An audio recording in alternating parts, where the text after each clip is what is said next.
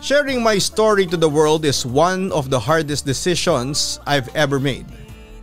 Hindi kasi ako ang tipo ng tao na gustong pinag-uusapan ng aking pribadong buhay.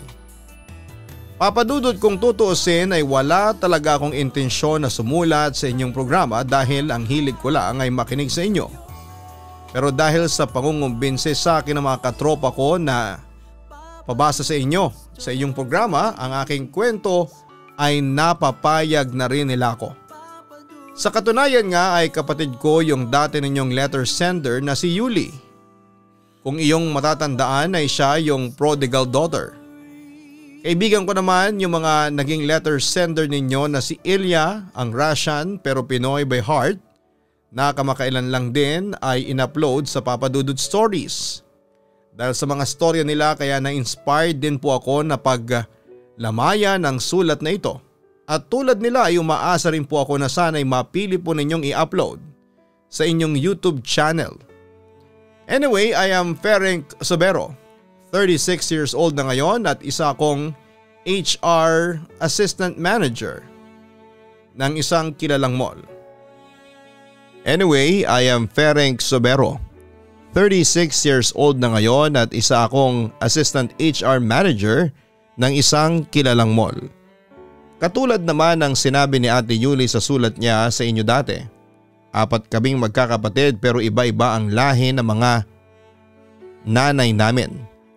Maraming naging karelasyon noon ang aming ama. Merong Ukrainian na naging nanay ni Ate Yuli. May Hungarian na siyang naging nanay ko. Meron ding Irish na naging nanay naman ng kapatid kong si Mags. Meron ding Pakistani na naging nanay naman ng bunso naming si Sanya. Sa kabilang banda ay nagkakilala ang nanay ko Hungarian at ang tatay ko nang minsang madestino ang huli sa Cyprus bilang diplomat. Nagkaibigan sila at ako nga ang naging bunga. Pero hindi sila nagkatuluyan dahil sa pagkakaiba ng relihiyon nila. Katoliko ang Hungarian mother ko habang ang aking ama naman ay isang protestante. Bagamat hindi nagkatuluyan ang mga magulang ko pero nagkaroon pa rin ako ng kontak sa nanay ko at kada Abril o Mayo ay dumadalaw ako sa kanya sa Hungary. Samantala papadudot nag-aral at nakapagtapos ako noon ng kursong psychology. Doon ko nakilala si Samantha. Hindi niya totoong pangalan. Masasabi kong na love at first sight ako sa kanya at sinubukan ko siyang ligawan pero sa kasamaang palad ay binasted niya ako. That was my first heartbreak, Papa Dudut. At sobra kong dinamdam yon. Buti na lamang at to the rescue sa akin si Darlene. At sa kanya ko nabaling ang pagmamahal ko na dapat ay para kay Samantha. And the next thing I knew, nahulog na lamang ang loob ko kay Darlene at naging kaming dalawa, Papa Dudut. Pagkatapos namin ng college at pagkalipas ng ilang taon ay nagpa siya kaming magpakasal, Papa Dudut. That time ay buo ang loob ko na pakasalan si Darlene at siya na ang gusto kong makasama sa panghabang buhay. Meanwhile, nag-decide akong mag-take ng Spanish language sa Instituto Cervantes noong 2012 bilang prerequisite sa trabaho ko. At doon ay hindi ko inaasahan na may magbabalik sa akin mula sa nakaraan. Sam, bati ko kay Samantha pagkaraang makita ko siya sa isang Spanish course na pinasukan ko. Nagulat naman si Samantha at nilingon ako. Ha? Sino ka? Tanong niya sa akin. Hindi niya ako namukhaan noong una kasi iba ang itsura ko noong nakilala niya ako. Wait. French? Is that you? Bigla na lang sabi niya sa akin. Sa wakas ay namukhaan na niya ako. At tulad ng dati ay napangiti na lamang ako sa pronunciation niya ng pangalan ko tulad ng salitang French. Tumango naman ako bilang tugon. Oo, ako nga to si Ferenc. Wika ko naman sa kanya using the correct pronunciation ng pangalan ko. Teka, malaki na bang pinagbago ng itsura ko kaya hindi mo na ako nakilala?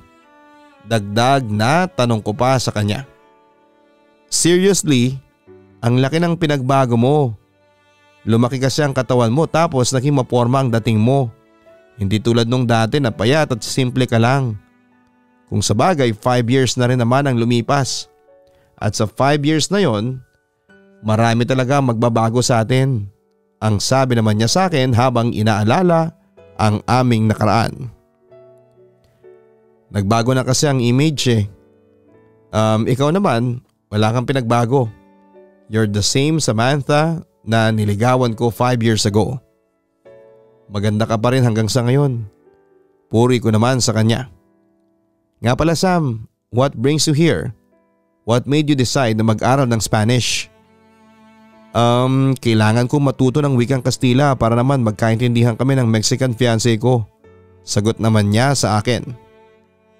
Papa Dudut, aaminin ko na nalungkot ako sa nalaman kong yon. Actually ay noong mga sandaling yon ay naisip ko na baka kaya kami nagkitang muli ay para magkaroon ng second chance ang aking napurnadang pag-ibig sa kanya. So ikakasal ka na pala? Congratulations! Best wishes! By the way, kailan ang kasalan? Ang sabi ko na lamang sa kanya pretending na okay lamang sa akin ang lahat ng narinig ko. Sa next month na, church wedding, reply sa akin ni Samantha. Nagulat ako at naalalang ikakasal na rin pala ako sa aking fiancé na si Darlene. Wow, what a coincidence. Ikakasal na rin kasi ako kaso sa next week na. Napansin ko namang tila lumungkot ang ekspresyon ng mukha ni Samantha. That's nice. Well, congratulations and best wishes to you. Bati niya sa akin. Alam mo ba kung sino ang mapapangasawa ko? Na-curious si Samantha sa tanong ko. Sino Rank? Kilala ko ba siya? Oo Sam, kilalang kilala mo siya. Si Darlene, yung kaibigan mo nung college, inform ko sa kanya. Tipid nang umiti si Samantha. So siya pala. Nagtagumpay pala siya na makuha ka. Well, college pa lang kami ni Darlene, crush na crush ka na niya. I know. Sabi ko naman actually naikwento na rin sa akin ni Darlene noon na matagal na siyang na-inlove sa akin. Nagpatuloy naman si Samantha sa pagsasalita. Kaya nga dream come true ito sa kanya. Well, pakisabi kay Darlene na masaya ako para sa kanya. At kung hindi siya busy, pakisabi rin sa kanya na gusto ko siyang mamit. I really missed her. Sige Sam, sasabihin ko sa kanya na magkita kayong dalawa. Pagkatapos noon ay sadyang nanaig sa amin ang katahimikan. Hanggang sa may sabihin siya sa akin tungkol sa nakaraan. Fering? I still remember that day. Na-curious naman ako. Ang alin? Tanong ko naman sa kanya. Yung araw na binasted kita, I still remember your reaction nung nireject ko yung pagmamahal mo sa akin. Nare-recall niya. Nakaramdam naman ako ng kalungkutan sa aking puso. Yun ba? Wala na sa akin yun. Naiintindihan naman kita. That time nakakonsentrate ka noon sa pag-aaral mo at wala kang panahon sa love life. But you know what? I admit, nangihinayang ako doon. Nagulat naman ako sa mga sinabi niyang yon. Ha? Anong sabi mo? Gusto ko maklarify noon kung tama ba ang narinig ko. Kalimutan mo na lang yung sinabi ko, Rank. Yun na lamang ang sabi niya sa akin. Pagkatapos noon ay dumating na ang aming instructor sa Spanish at doon ay naghiwalay na kami ng landas. Papa Dudut, napapaisip ako noon kung bakit exactly 1 week na lamang ay ikakasal na kami ni Darlene. Saka pa kami pinagsalubong ng tadhana ni Samantha. Hindi ko akalain na magkikita pa kaming dalawa. Nang mga panahong yon ay hindi ko rin ma-explain ang mga nararamdaman ko pagkakita ko kay Samantha. Para bang bumilis ang tibok ng puso ko noon. Pagkatapos noon ay palagi ko na siyang naiisip. Kahit sa panaginip ay naroroon na si Samantha, Papa Dudut. Ilang araw na lamang bago ako ikasal pero nagsimula na noong maging magulo ang aking isipan. Nasaan ka na ba, be? Tanong sa akin na Darlene sa kabilang linya. Kasalukuyang nagmamaneho ako noon nang tumawag siya sa akin. Kakalis ko lamang ng office, be. Pero huwag ka mag-alala. Pauwi na ako, sagot ko sa aking fiancé. Renk, mag-ingat ka dyan ha. Alalahanin mong 6 na araw na lang at ikakasal na tayong dalawa. Nagwa-worrying wika ni Darlene sa kabilang linya. Oo naman, mag-iingat ako. Hindi ako pababayaan ni Lord. Narinig kong huminga ng malalim ang aking fiancé. Pasensya ka na, Renk, kung palagi akong tawag ng tawag sa iyo ha. Alam mo naman hindi mapakali. Ewan ko ba? Siguro excited lamang ako kaya ako ganito. Ang sabi pa niya sa akin. Darlene, don't worry. May kakasal tayong dalawa sa Sabado. I promise. Malapit mo na ako maging asawa. Malapit na rin matupad yung mga pangarap natin. Darlene, hindi lang ikaw ang excited. Ako rin. Baka nga mas excited pa ako kaysa sa iyo eh. Assurance ko sa kanya. At siya nga pala be, tumawag sa akin ng mama mo. Talaga? Anong sabi niya sa'yo? Tanong ko naman. Ayun, kinukumusta kanya tapos nagpayo rin siya tungkol sa pag-aasawa. Sabi rin niya tuloy-tuloy na rin ang pagbisita niya rito sa Pilipinas ngayong darating na Huwebes. Aniya. Natuwa naman ako sa aking narinig. Nasabi nga sa akin ni mama na sa Huwebes ang dating niya from Singapore. Ang sabi ko habang nare-recall ko rin yung pag-uusap namin ni mama sa telepono noong isang araw. Handa na rin daw yung rest house ng mama mo sa Budapest para sa honeymoon natin doon. Ipagluluto rin daw niya tayo ng masarap na goulash at iba pang mga Hungarian dishes. At saka pagdating daw natin doon marami pa raw siyang ibibigay sa atin. Excited na wika ni Darlene. Gustong gusto ko talaga ni mama para sa akin masaya kong wika. Kaya nga hindi na ako natatakot kasi alam ko naman na mabait ang magiging mother-in-law ko. O paano ba? Baka nakakaistorbo na ako sa pagmamaneho mo. Mamaya na lang siguro kita tatawagan ulit. Mag-ingat ka ha, Renk. I love you. Bye. Pagkatapos noon ay binabana ni Darlene ang kanyang phone. Nagpatuloy naman ako sa aking pagmamaneho hanggang sa may maispatan akong pamilyar na tao. Si Samantha. Agad akong huminto malapit sa tapat niya at inalok ko siyang sumabay na sa akin sa aking sasakyan. Nagpaunlak naman sa akin si Samantha at doon ay nagsimula ang kwentuhan naming dalawa. Anyway, bakit hindi ka sinusundo ng fiancé mo pagkatapos ng trabaho mo? Nasa na ba siya? Sobra ba siyang busy sa trabaho niya? Curious kong tanong sa kanya. Actually medyo busy nga yung fiancé ko. Negosyante kasi siya at marami siyang minamanage na Mexican restaurants. Pero minsan, nagkakaroon naman siya ng oras para sunduin ako. Ang totoo niyan balak niya akong sunduin kanina kaso pinagpahinga ko na lang siya. Sagot naman niya sa akin. Kung sinundo ka pala ng fiancé mo hindi pala tayong magkikita. Tumango naman si Samantha sa sinabi ko. Ganoon lang nga.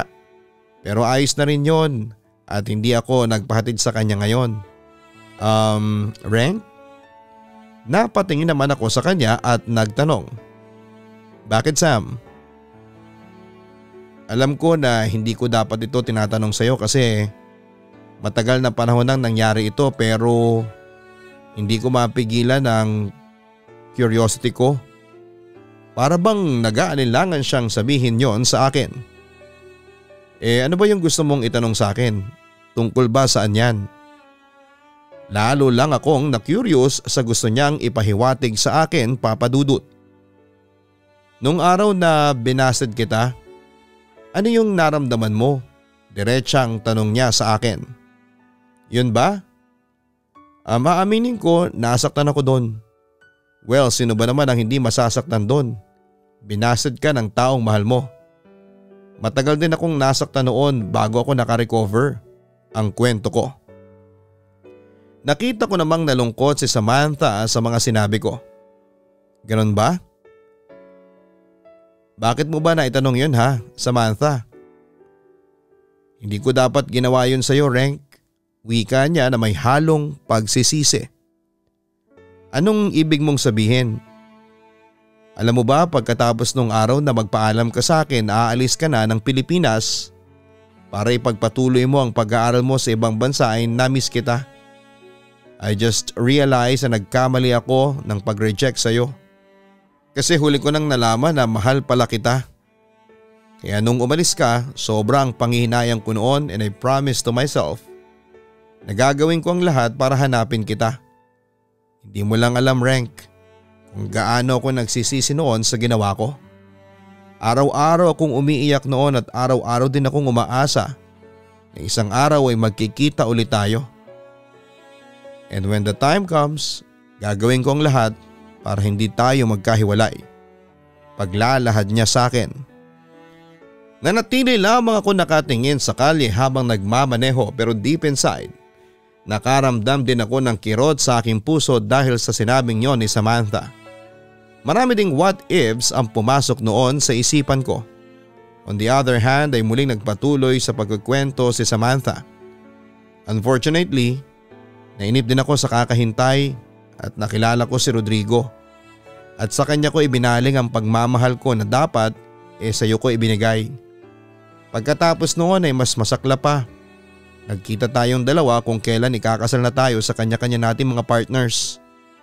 Tingnan mo naman kung gaano mapagbiro ang tadhana, no? Aniya habang may pait sa kanyang dibdib. Huminga lamang ako ng malalim habang nakatutok ako sa pagmamaneho.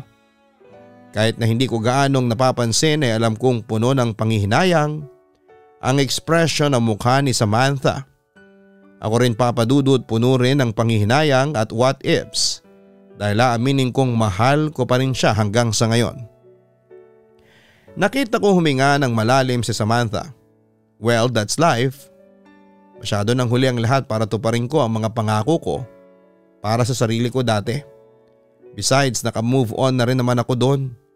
I'm happy with Rodrigo and you're happy with Darlene. I'm sure this is what destiny is meant for us. Aniya habang pilit na tinatanggap ang aming sinapit. Samantala, papadudod, sinubukan kong kalimutan ang lahat ng mga alaala ko kay Samantha. Pero hindi ganong kadali yon dahil mas lumala pa noon ang kaguluhan sa isipan ko.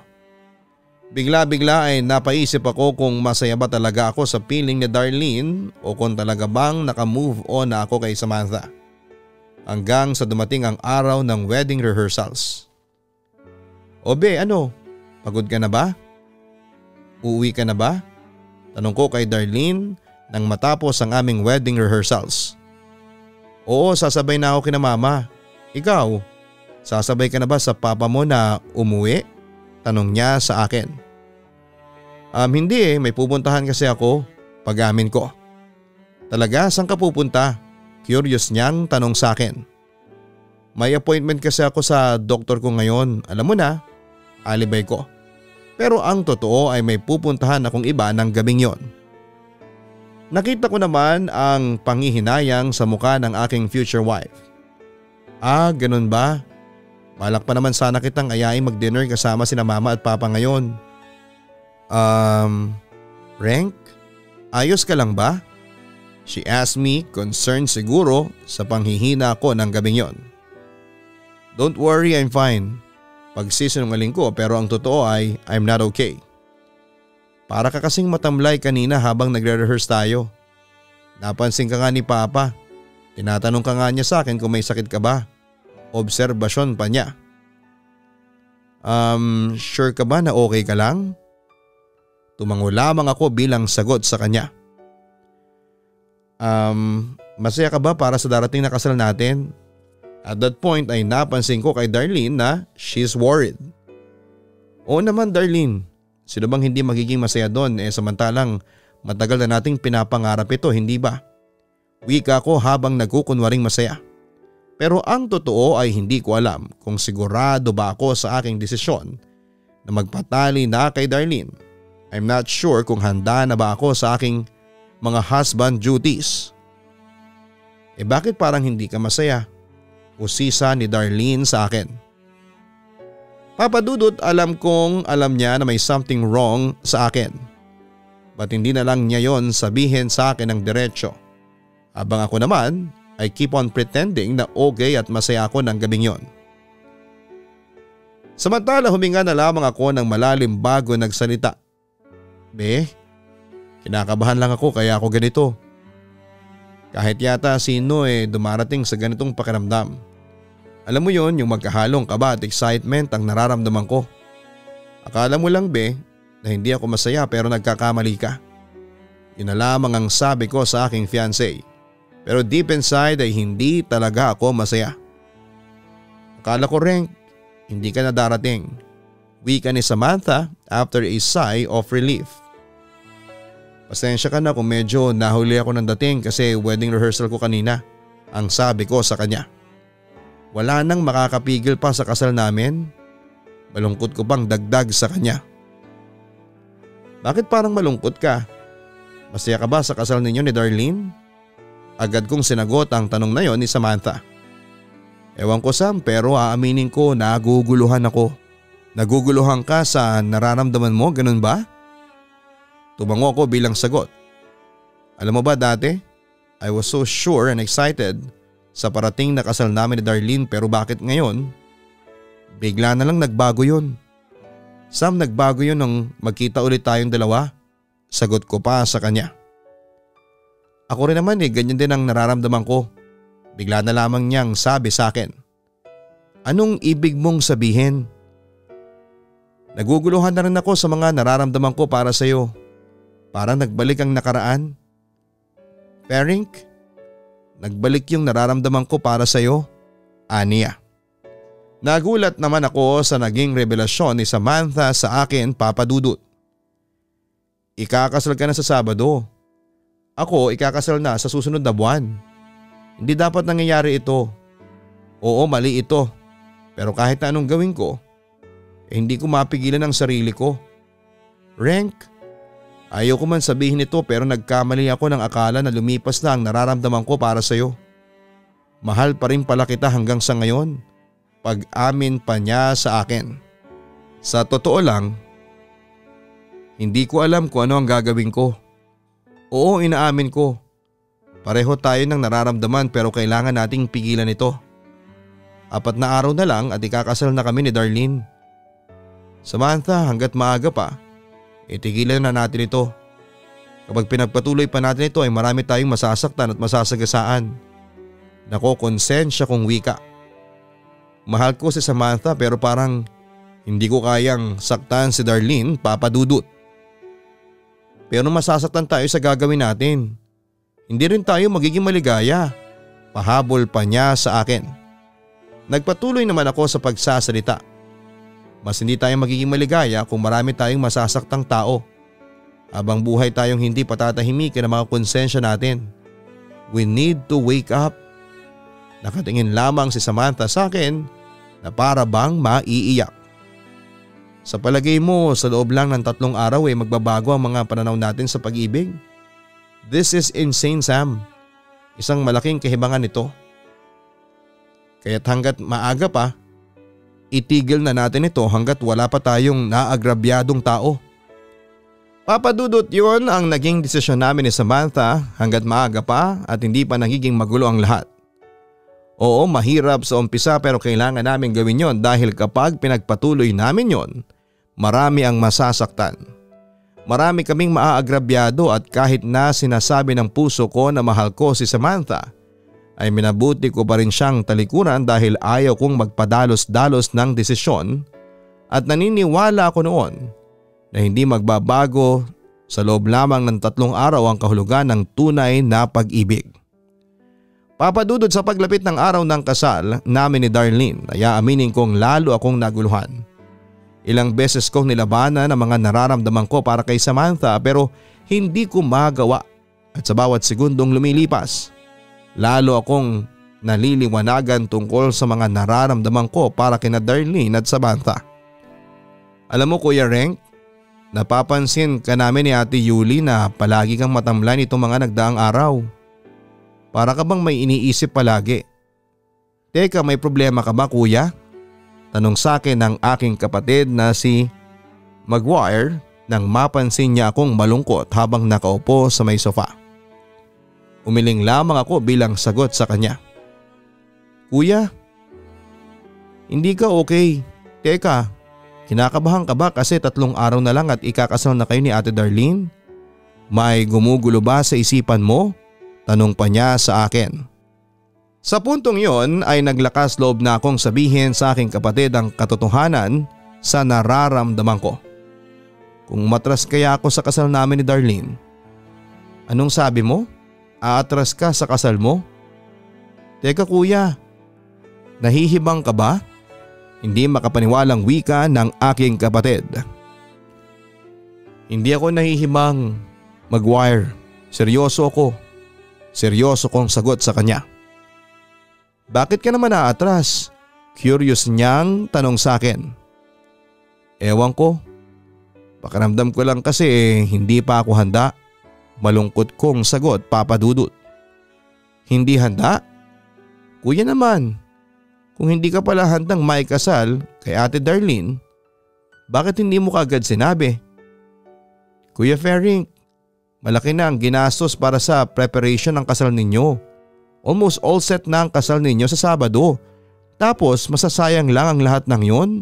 Paalala sa akin ni Maguire. Alam ko pero anong magagawa ko? Akala ko ba kuya na mahal mo si Ate Darlene? Akala ko ba gustong gusto mo nang maikasal sa kanya? Bakit bigla yata nagbago ang isipan mo?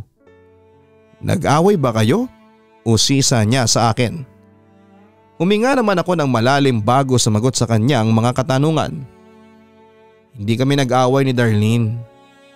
Inakala kong handa ko na siyang pakasalan pero ngayon ko lang na-realize na hindi pa ako handa. Oo, mali ako kasi hindi ko sinigurado ang lahat pero mas mabuti na yung na-realize ko yun kagad kaysa naman magsisi ako sa bandang huli. Hindi ka handa o hindi mo na mahal si Ate Darlene? Mahal ko si Darlene pero hindi pa pala ako handang magpatali sa kanya. Yun na lamang ang sagot ko without telling him the truth tungkol kay Samantha. Ay naku kuya. Ano na lang ang sasabihin ni Papa kapag nalaman niya yan? Tapos sigurado kong masasaktan si Darlene sa gagawin mong pag-atras sa kasal. Magagalit tiyak ang mga magulang niya sa iyo. Bukod doon, magugulat din ang mama mo sa magiging desisyon mo. Malaki pa naman ang nagastos ni Tita Christina para sa honeymoon ninyo ni Darlene sa Hungary. Nangihinayang na paalala ni Maguire sa akin. Huwag kang mag-alala, kakausapin ko mamaya si Mama sa Skype. Ang sabi ko na lamang. Sa Kuya Renk, ang sa akin lang, pag-isipan mong maigi yan ha, bago ka gumawa ng isang desisyon. Payo na lamang niya sa akin. Papadudot pagkatapos noon ay muli kaming nagkita ni Samantha sa park. Doon ay nasabi ko sa kanya ang tunay kong nararamdaman pero hindi ko magawang sundin ang puso ko dahil natatakot pa ako noon sa maaring mangyari. Natitiyak ko kasi na isang malaking iskandalo ang magaganap sa oras na umatras ako sa kasal namin ni Darlene. Pero Papadudut, naisip ko rin na mas mabuti nang malagay sa iskandalo ng pansamantala kaysa naman habang buhay ako manghinayang dahil hindi ko sinunod ang puso ko. Kaya sa huli isang mabigat na desisyon ang aking ginawa, Papadudut. May sasabihin sana ako sa iyo Darlene. Sabi ko sa aking fiancé na magkita kami sa isang park malapit sa simbahang magiging venue sana ng kasal namin. Huwag ka sanang mabibigla sa mga sasabihin ko Darlene. At saka kung naman ang marinig mo huwag kang magagalit sa akin. Kung mahal mo talaga ako ay mauunawaan mo ko. Ano ba kasi yon Ferring? Diretsahin mo na ako. Naiirita pero kinakabahang wika ni Darlene sa akin. Hindi muna matutuloy ang kasal. Diretsang sabi ko sa kanya. Anong sabi mo Ferring? Please, huwag kang magbiro ng ganyan. Naguguluhang wika ng aking fiancé. Hindi ako nagbibiro. Hindi muna matutuloy ang kasal natin Darlene. Nanlumo siya sa aking sinabi. Pero bakit? Ano bang nangyayari sa iyo ha? Tanong niya sa akin at halos maiyak. Hindi pa kasi ako handang maikasal sa iyo. Diretsang wika ko. Nadismaya naman siya sa aking sinabi. Anong hindi ka handa, Ferenc? Tayong dalawa ang nagplano ng kasal na ito. Akala ko handa na ako. Pero ngayon ko lang na-realize na hindi pala. Hindi pala ako handa sa anumang responsibilidad sa iyo. Pagtatapat ko. Sa puntong yon ay hindi na napigilan ni Darlene ang maiyak. Hindi mo lang alam kung gaano kasakit sa akin tong ginawa mo, Renk. Maawa ka naman sa akin. Mahal na mahal kita. Patawarin mo ako, Darlene, pero mas mabuting nangyari na ito kaysa naman magdusa lang tayong pareho kapag naikasal tayo. Bakit? Bakit bigla-bigla ka na lang nagbago ng isip? Sino ang nagpabago ng desisyon mo? Ano, meron ba? Usig niya sa akin. Wala, Darlene. Hindi pa lang talaga ako handang pakasalan ka. I'm sorry. Yun na lamang ang sinabi ko sa kanya. Kung hindi mo na talaga ako mahal, sabihin mo na kaagad sa akin nang sa ganon, hindi na maging palaisipan sa akin ang lahat at para hindi na ako umasa pa. Pagde-demand niya sa akin. Pero hindi ko pa siya masagot dahil aaminin kong may natitira pa rin naman akong pagmamahal sa kanya. Kaso Ferenc, paano na yung preparations natin? Ano na lang ang sasabihin sa mga guests natin? Anong sasabihin na lang ng mga magulang ko? Ako ang bahala sa kanila. Sisiguraduhin kong hindi ka mapapahiya. Darlene, kung mahal mo talaga ako ay hahayaan mo muna ako makapag-isip-isip. I'm so sorry pero kailangan kong gawin to. Yon ang huli kong sinabi sa kanya pagkatapos noon. Samantala ng araw ding yon ay nagkita kami ni Samantha at ibinalita niya sa akin na nakipag-break na siya sa kanyang Mexican fiancé. Pero may malaki akong problema. Ayaw ni Rodrigo na makipaghiwalay sa akin. Pinagbantaan niya ako na may gagawin daw siya sa akin sa oras na iwan ko raw siya. Ang kwento sa akin ni Samantha. Alam na ba niya ang tungkol sa atin? Usisa ko. Hindi ko sinabi ang tungkol sa iyo pero malakas ang kutob ng fiancé ko na kaya ako nakikipaghiwalay sa kanya. Dahil may isang lalaki. Renk, tatapatin na kita. Medyo mas malaking gulo itong pinasok natin. Ngayon nasa iyo na lang yan. Kung gusto mong tumuloy, ang wika niya sa akin. Nagbuntong hininga muna ako bago sumagot sa kanya. Hindi ako natatakot doon, Samantha. Kaso syempre hindi ko maiwasang mangamba para sa kaligtasan mo. Baka kung anong gawin na lamang niya sa iyo. Huwag ka mag-alala sa akin, kaya ko naman ang sarili ko. Yun nga lang, Renk, gusto ko lang malaman mula sa iyo na handa ka bang harapin itong problemang pinasok nating dalawa? Tanong niya sa akin. Tumango lamang ako bilang sagot. Handa akong suwagin lahat, may paglaban lamang ang pagmamahal ko para kay Samantha.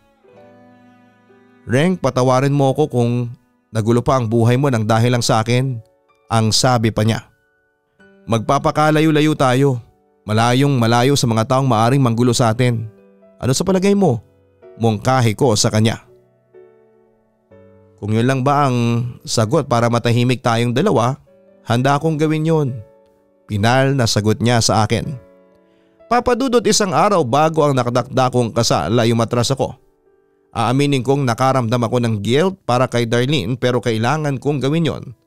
Dahil para din naman ito sa aming dalawa. Kahit pinilit kasi namin ang aming mga sarili ay hindi rin kami magiging masaya. Kinabukasan araw ng aming kasal ay pumutok ang skandalong inasahan namin. Siyempre marami ang nagulat at marami din ang nagalit sa ginawa ko. Lalo na mga kaanak ni Darlene. Pero nagkibit balikat lamang ako at sa halip ay tumakas kami ni Samantha papunta sa isang malayong probinsya. At doon ay pinagnilayan namin ang aming mga nararamdaman. Hanggang sa isang linggo pa ang lumipas ay naging maliwanag na sa amin ang lahat. Na mahal nga namin talaga ang isa't isa kaya nga hindi na namin pinigilan pa ang aming mga sarili at naging kami na nga. Pagkatapos noon ay bumalik kami ni Samantha sa bahay namin at kaagad namin kinausap ang aking ama. Doon ay pinaglaban ko si Samantha kaya sa huli ay napapayag na rin ang aking ama. Ang mga katropa ko naman ay masaya na rin sa naging pagbabalik ko kahit na nagulat pa rin sila sa mga nangyari. Hiling lang nila sa amin na sana'y maging masaya kami sa pinili naming landas ni Samantha. Papadudot isang taon nang lumipas ay naayos rin namin ni Samantha ang lahat ng gusot at natanggap din ng mga taong nakapaligid sa amin ang aming relasyon. Bagaman si Darlene at ang mga kamag-anak niya ay muhing-muhi pa rin sa akin hanggang sa ngayon. On the other hand ay nagkabati na ang ex-fiancé ni Samantha at siya at hindi na ito nanggugulo pa sa amin. Sa ngayon Papa Dudut ay 7 years na kaming kasal ni Samantha. May 2 na rin kaming anak at wala kaming regrets sa aming ginawa. Samantala nagkabati-bati na rin ang pamilya namin at ni Darlene. Meron na ring asawa ang aking ex-fiancé sa katauhan ng aking kaibigan na si Martin Andrews. Ganon din ang ex-fiancé ni Samantha na si Rodrigo. Meron na rin po itong sariling pamilya at lalong umunlad ang negosyo nito sa Pilipinas. Papa Dudut, alam kong marami ang hindi matutuwa sa storya ng buhay ko kumpara noong inere ang storya ng ate kong si Yuli. Pero sana sa mga listeners ninyo ay huwag nyo sana kaming husgahan ni Samantha at unawain ninyo na lamang sana kami. Muli ay maraming salamat sa oras na nilaan ninyo para sa sulat ko. I really hope na one day ay makita ka naming mag-asawa ng personal. I'm looking forward to meet you soon, Papa Dudut. Hanggang dito na lamang. God bless and more power sa Papa Dudut Stories at sa lahat ng creative staff ng inyong programa. Lubos na gumagalang, Ferenc. Maraming salamat, Ferenc, sa pagbahagi mo ng iyong kwento sa aming programa. Mahirap ang pinasok mong sitwasyon. Marami kang nasaktan. Marami ang nawala ng tiwala sa inyo ni Samantha, ganun pa man ay wala na rin tayong magagawa sapagkat nangyari na. At sa paglipas naman ng panahon ay naghilom na rin ang sugat na ginawa ninyong dalawa. Maganda na ang buhay ng mga ex-fiancés ninyo at natanggap na rin kayo ng mga pamilya ninyo, kamag-anak at kaibigan. Pero mga kaibigan, alam kong bibihira lamang mangyari ang ganitong sitwasyon. Pero bago po natin piliin ang pagpapakasal ay siguraduhin muna nating emotionally prepared tayo. Meaning ay desidido ka na talaga na siya na ang pakakasalan mo at gusto mong makasama habang buhay. Huwag nating paabutin pa ng kasal saka ninyo maiisip na hindi pala kayo ang handang magbigay ng lifetime commitment sa bawat isa. Suriin munang mabuti ang inyong mga nararamdaman bago tayo magsabi ng I do sa ating mga minamahal. Muli, masaya kami dito sa Papa Dudut Stories na malaman na masaya na kayo sa inyong buhay, Ferenc at Samantha. Naway magpatuloy pa ang pagdating ng blessings sa inyong pamilya. Hanggang sa muli, ako po ang inyong si Papa Dudut. Huwag kalimutan na mag-like, share and subscribe. Maraming salamat po sa inyong lahat. Ang buhay ay mahiwaga, laging may lungkot at saya. Sa Papa Dudut Stories, laging may karamay ka.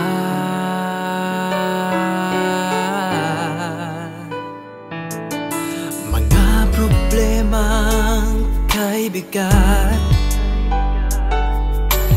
dito ay pakikinggan ka. Sa Papa Dudut Stories, kami ay iyong kasama.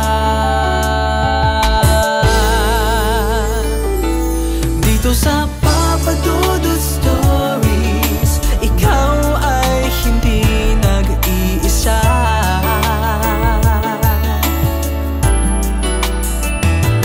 Dito sa Papa Dudut Stories, may nagmamahal sa'yo. Papa Dudut Stories, Papa Dudut Stories, Papa Dudut Stories.